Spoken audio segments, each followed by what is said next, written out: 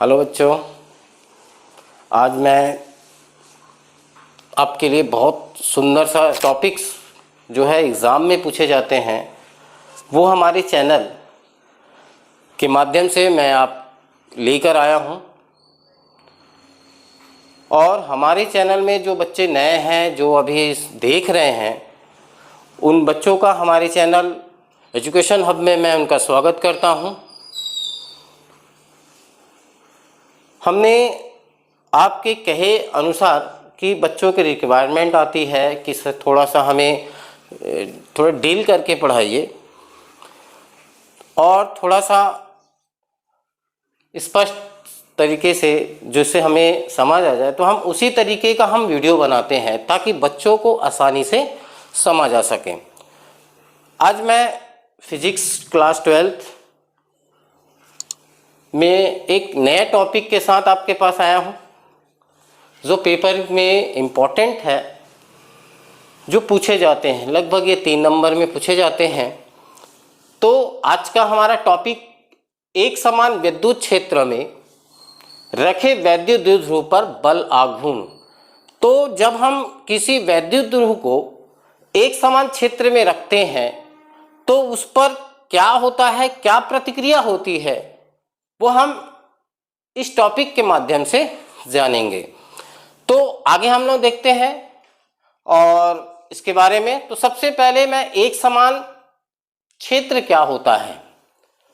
तो एक समान क्षेत्र जिसमें परिमाण और जो वैद्युत क्षेत्र की जो तीव्रता यानी जो उसका परिणाम और दिशा जो होती है वो एक ही समान होता है, यानी एक ही दिशा में, और उसका परिमाण जो होता है वो समान होता है। तो जिसे हम कह सकते हो कि उसको एक समान विद्युत क्षेत्र कहते हैं। आज उसी में एक और टॉपिक्स आते हैं जैसे कि असमान विद्युत क्षेत्र। असमान में उसके परिमाण जो होते हैं वो तो बराबर होते हैं, लेकिन उनकी दिशा जो होती है वो अलग हो जाती है, थोड़ी सी अलग हट जाती है उनसे। जैसे हम लोग समान के बोल सकते हो दोनों समांतर होते हैं। यह देखो एक समान, इनकी दिशा जो है और इनका परिमाण दोनों एक दूसरे के समांतर होते हैं।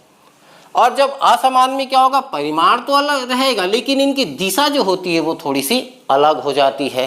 तो देखो यहाँ पर ये समांतर है, ये समांतर नहीं है, तो इसलिए इसको बोलते हैं ये समान है, ये एक समान विद्युत क्षेत्र बोला जाता है और इसको असमान कहा जाता है। तो हम यहाँ पर देख सकते हैं कि दोनों ही इस तरह से हम इसकी तीव्रता को देख सकते हैं।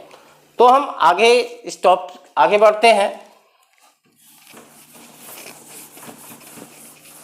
तो यहां हमने कहा, देखा टॉपिक्स पे लिखा हुआ है कि एक समान विद्युत क्षेत्र में रखे। तो हम क्या करते हैं, एक समान क्षेत्र बनाते हैं। अब यहां से मान लो ये एक समान क्षेत्र है, देखो एक समान को ऐसा दर्शाते हैं। अब इस पर एक थीटा कोण बनाते हैं, यानी एक ये हो गया आपका ई,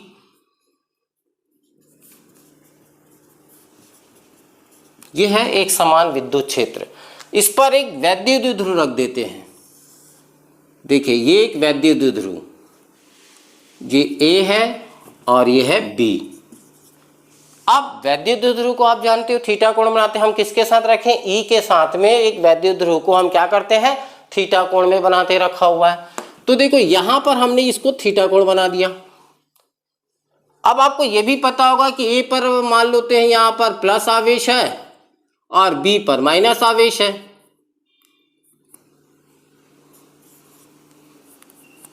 या बी पर क्या करते हैं, माइनस आवेश, ये लिख सकते हो। और दोनों की दूरी जो होती है वो कितनी होती है आपको पता है, 2a। हाँ, तो इस तरह से हम यहां पर ये 2a होती है। तो वैद्युत ध्रुव यहां पर देखो, यहां पर एक समान को हमने दर्शाया है। यहां पर ये एक समान विद्युत क्षेत्र है जिस पर एक ए बी जो है एक वैद्युत ध्रुव है जो थीटा कोण बनाते हुए ई के साथ, किसके साथ, ई के साथ थीटा कोण बनाते हुए रखा गया है। तो सबसे पहले हम इस चित्र के बारे में लिखेंगे। तो यहां लिखेंगे माना कि ए बी एक वैद्युत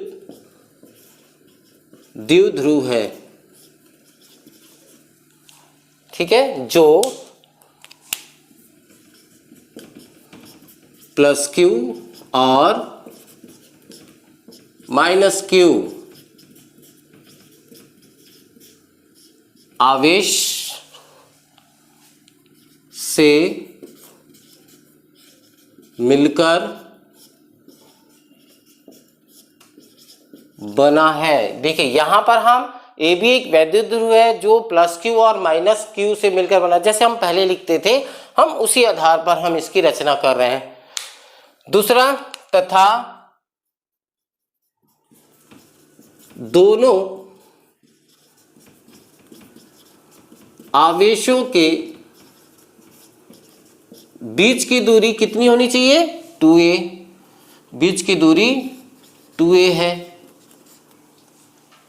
इसे हम अब देखो, अब इसे हम क्या करते हैं? एक समान।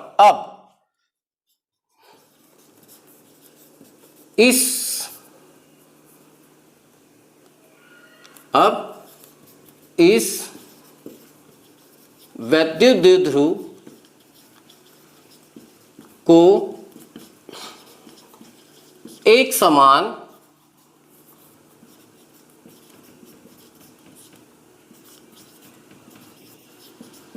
विद्युत क्षेत्र कौन सा है? E लिख देते हैं यहां पर। E विद्युत क्षेत्र E के साथ थीटा कोण बनाते रखा गया है।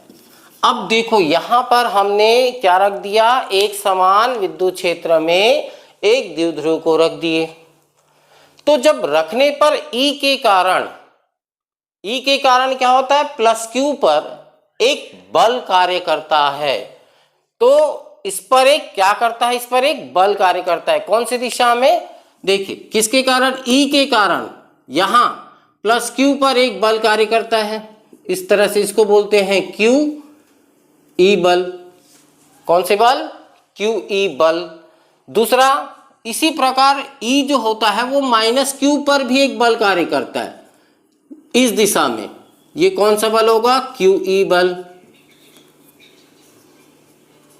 ये देखिए, तो आप यहां देख सकते हैं कि E के कारण इस द्विध्रुव के आवेशों पर एक बल कार्य करता है। ये जो बल है देखो QE यहां भी लग रहा है और यहां भी लग रहा है, अर्थात दोनों बल जो होंगे वो बराबर होंगे। और जब बल बराबर होता है तो वो क्या करते हैं कि Q पर एक वो जो बल रहता है वो E के तरफ यानी E के समांतर लाने का प्रयास करता है, और QE जो है वो B को भी क्षेत्र के समांतर लाने का प्रयास करता है। जिस प्रकार आपने देखा होगा कि जब हम झूले में बैठते हैं और झूले में बैठने के बाद जब हम उसको प्रेस करते हैं या धक्का लगाते हैं तो झूला जो होता है वो आगे बढ़ता है।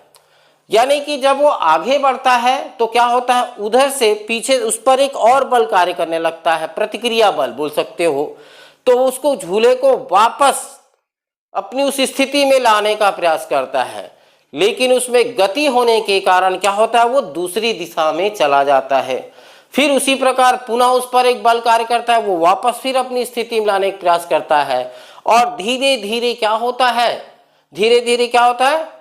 वह उसमें घर्षण बल के कारण वह एक समय में क्या होता है? वो अपनी स्थिति में वापस आ जाता है। तो यहाँ पर भी हम उसी तरीके से एक बल कार्य करता है यहाँ पर कि E के कारण, इस एक समान विद्युत क्षेत्र के कारण प्लस क्यू पर और माइनस क्यू पर एक बल कार्य करता है। ये जो बल होते हैं वो परिमाण में यानी कि समान होते हैं, बराबर होते हैं। परिमाण में क्या होते हैं? बराबर होते हैं, लेकिन किंतु विपरीत दिशा में होने के कारण, अब देख लो यहाँ पर ये इधर है और इधर है, तो किंतु विपरीत दिशा में होने के कारण वो एक दूसरे को क्या करते हैं? क्षेत्र के समांतर लाने का प्रयास करता है। तो जब वो प्रयास करता है, कौन सा जब प्रयास करेगा तो उस पर वो बल कार्य कर रहा है, तो हम उस बल युग्म को, यानी यहाँ पर अब देखो दो बल हो गए, प्लस भी और माइनस भी, तो दोनों ये दो बल युग्म जो है वो एक बल युग्म का निर्माण करते हैं, जिसे प्रत्यानयन बल युग्म आघूर्ण कहते हैं, जिसे हम क्या कहते हैं, प्रत्यानयन बल युग्म आघूर्ण कहते हैं। तो आप यहां पर लिख सकते हो आगे इसके बारे में। तो देखते हैं, क्षेत्र ई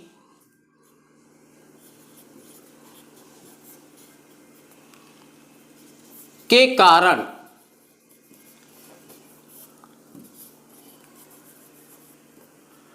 प्लस क्यू आवेश पर एक बल QE क्षेत्र की दिशा में, ठीक है, QE पर एक बल कार्य करता है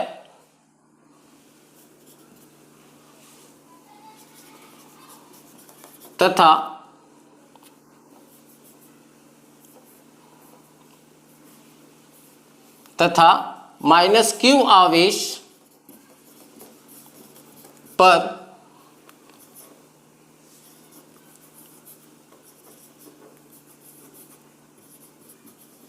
एक बल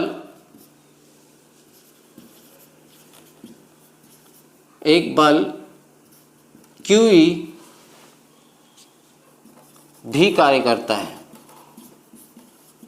देखिए यहां पर दोनों दिशाओं में कार्य करता है, प्लस से इसमें प्लस पे भी QE बल कार्य करता है और माइनस के कारण यहाँ पर E जो होता है वो माइनस क्यू बल कार्य करता है। तो ये बल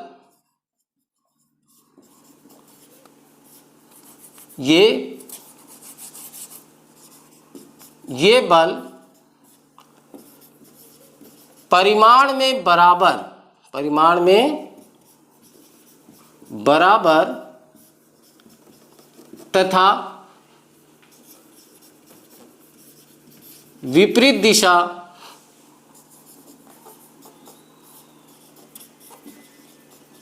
में कार्य करते हैं। क्या करते हैं? ये एक दूसरे विपरीत दिशा होने के कारण क्या करते हैं? ये विपरीत दिशा में कार्य करते हैं, जो वैद्युत द्विध्रुव को क्षेत्र E के समांतर लाने का प्रयास करता है। देखिए ये दोनों बल जो हैं, है ना, ये दोनों बल जो होते हैं वो एक दूसरे को क्षेत्र के समांतर यानी ऐसा इस तरह से झूलने लगते हैं, यानी कि इस तरह यहाँ पर ये बल ये नीचे की ओर आता है, ये ऊपर की ओर कार्य करता है। तो इस तरह से वो क्षेत्र के क्या लाता है, समांतर लाने का प्रयास करता है। तो इस बल युग्म का ये बल एक बल युग्म का निर्माण करते हैं। ये क्या करते हैं? एक, अब दो हो गए, युग्म हो गए, तो यानी एक बल युग्म का निर्माण करते हैं जिसे प्रत्यानयन बल युग्म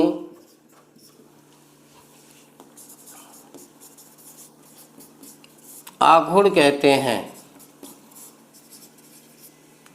इसे टाउ से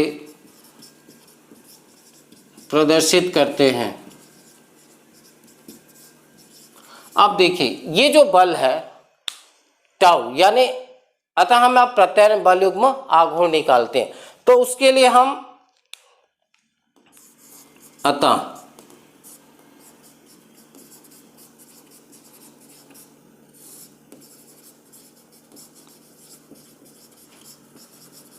प्रत्यानयन बल युग्म आघूर्ण, इसे किससे दर्शाते हैं हम लोग? टाउ से, बराबर एक बल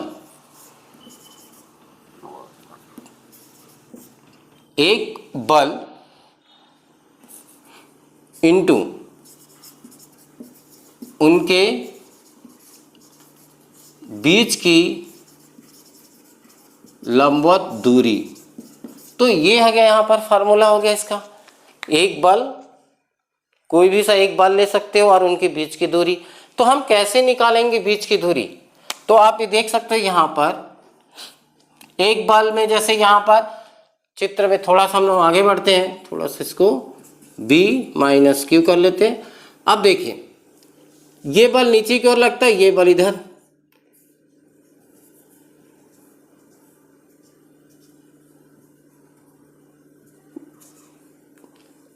इसको हम देते हैं C। अब देखो ये बल कैसे कार्य करेगा, ये इस दिशा में तो नीचे आएगा, यानी कि ये वाली दूरी जो होती है वो तय करता है। कौन सी दूरी तय करता है? ये वाला। ऐसे करके नीचे लाएंगे और ये हो गया आपका, ये कोण बन जाएगा, ये थीटा। तो ये हो जाएगा, नीचे जब आएगा यहाँ पर तो ये दूरी तय करती है। तो यहाँ पर आप देख सकते हो एक बल कौन सा, दोनों में से कोई एक बल हो गया, ये QE बल हो गए, इनटू में यहाँ पर उनकी लंबवत दूरी मतलब AC हो गई। यहाँ पर हो सकता है क्या हो गया, ये AC। तो QE इंटू में हो गया, यहाँ पर AC हो गया। अब यहां पर देखेंगे तो AC का मान निकालते हैं चित्र से, चूंकि या चित्र से साइन थीटा बराबर लंब बटे कर्ण। क्या होता है? लंब बटे कर्ण। यहां पर हम लिख सकते हो लंब बटे में कर्ण। तो लंब बटे कर्ण हम कैसे निकालेंगे? देखो लंब आपको ये दिख रहा होगा, ये हो गया कर्ण, ये हो गया लंब, ये हो गया आधार। तो ये तो हो गया दूरी। तो यहाँ पर लंब बटे कर्ण मतलब हो गया लंब कौन सा? AC, और कर्ण कितना है? 2A। तो हम यहाँ पर QE इंटू लंब बटे कर्ण में हम क्या लिख रहे हैं यहाँ पर? अच्छा, इसका लंब हो गया आपका AC, कर्ण क्या हो गया आपका? 2A। तो हम AC का मान निकालेंगे तो इसको हम कहाँ करेंगे? इधर गुणा में ला देंगे। तो क्या आ जाएगा? 2A sine theta. हम क्या लिख सकते हो? 2A sine theta. आप इसको समीकरण 1 दे सकते हो। तो समीकरण 1 में हम क्या करते हैं? मान रख देते हैं।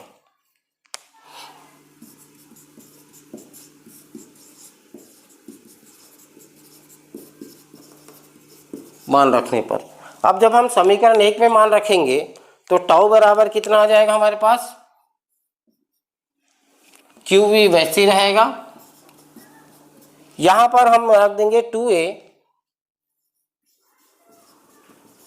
Sine theta.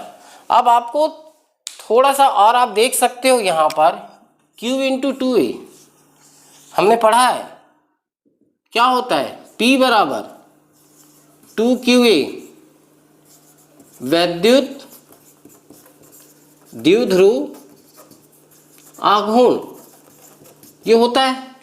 तो हम टाउ बराबर में क्या लिख सकते हैं? इसके जगह में आप इसके जगह दोनों के जगह में हम लिख दिए P, इसके जगह में हो गया E और ये हो गया आपका साइन थीटा।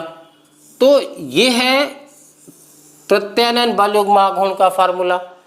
यदि तीव्रता जो है वो 1 है और थीटा का मान यहाँ पर हम 90 अंश आ गए, लंबवत होती है, तो हम यहाँ पर देख सकते हो कि थीटा का जो मान है, जैसे हम यहाँ पर रख सकते हो